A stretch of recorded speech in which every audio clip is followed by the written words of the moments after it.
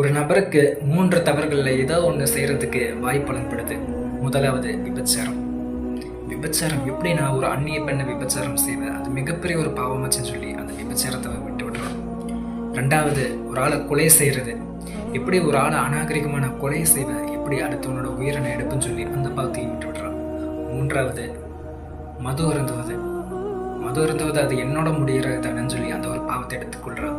மது அருந்துறா அந்த மீதி உள்ள அந்த பாவத்தையும் செய்கிறான். இதன் காரணம் லஹரி, போதை. போதை பழக்கமுடையவர்களாக நீங்கள் இருந்தால் இனி சொல்கிறது அது உங்களுக்கு தான். போதை பழக்கம் உங்களுடைய வாழ்வாதாரத்தை மட்டுமல்ல பாதிக்கிறது, மாறாக உங்களுடைய பெற்றோர்கள், உங்களுடைய மனைவி மக்கள், அவர்களுடைய நிம்மதியும் தான் பாதிக்கிறது.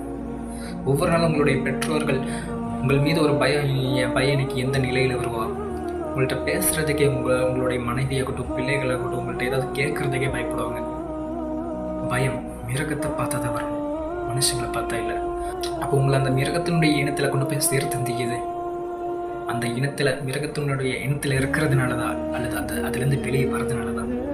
நான் இதெல்லாம் சொன்னது நீங்கள் சந்தோஷமாக வாழணும்னு சொல்லிட்டல, மாறாக உங்களோட இருப்பவர்களையாச்சும் நீங்கள் சந்தோஷமாக வாழ விடுங்க.